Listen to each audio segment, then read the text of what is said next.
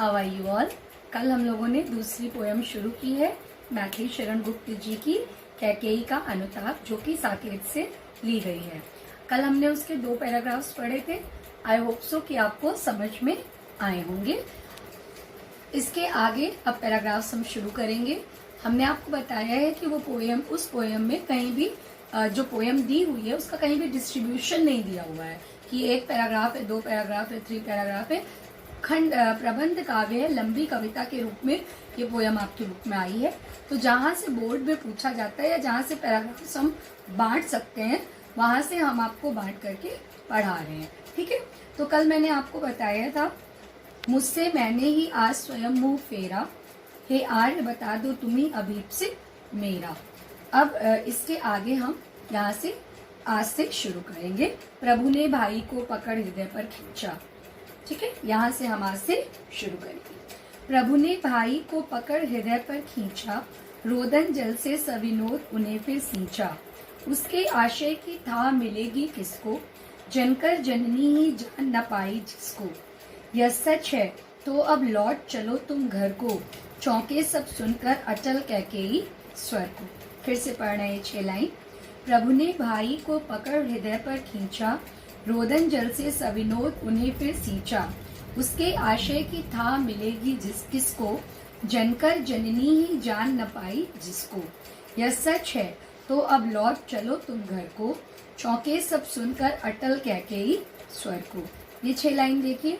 कल हमने आपको बताया था प्रसंग वहीं पर होगा, धीरे धीरे एक एक लाइन में प्रसंग जुड़ता जाएगा। जैसे पहले कल तक आप ये प्रसंग लिख रहे थे कि श्री भरत जो हैं वो श्री राम, लक्ष्मण और सीता को वापस अयोध्या लाने के लिए चित्रकूट में पहुंचे हैं और उनकी कुटिया में सभा हो रही है और वहां की सुंदर प्रकृति का वर्णन आपको दिखाया गया था। अब हम उसके आगे बात कर रहे हैं कि जब श्री राम जो हैं वो पूछते हैं भरत से कि तुम्हारी क्या मनो इच्छा है, तुम्हारा किस लिए यहाँ पदार्पण हुआ है, तुम किस लिए यहाँ आए हो, तुम मुझे बताओ।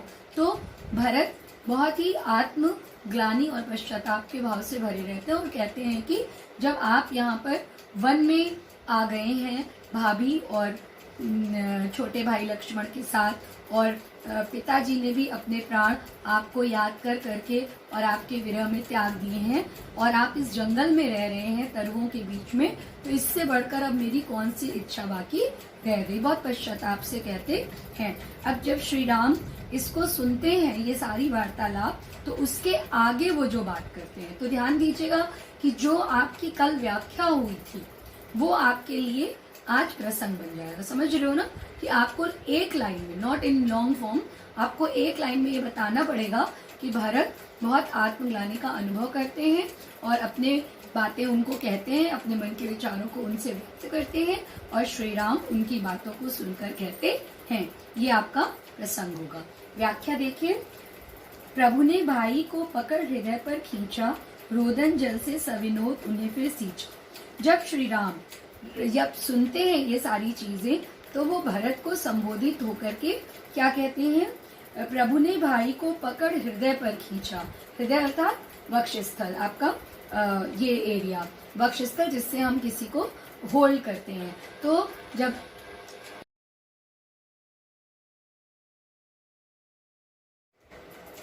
प्रभु ने भाई को पकड़ हृदय पर खींचा, रोदन जल से सविनोद उन्हें फिर सींचा।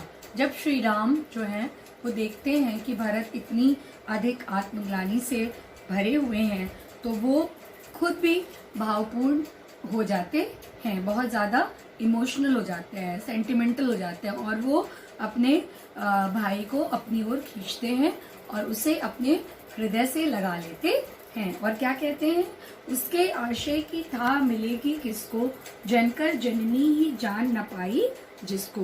ये कहते हैं कि भला जिसकी माँ ही उसको जन्म देने के पश्चात उसके बारे में नहीं जान पाई कि भरत के मन में क्या है, उसको भला और कोई इंसान कैसे जान सकता है।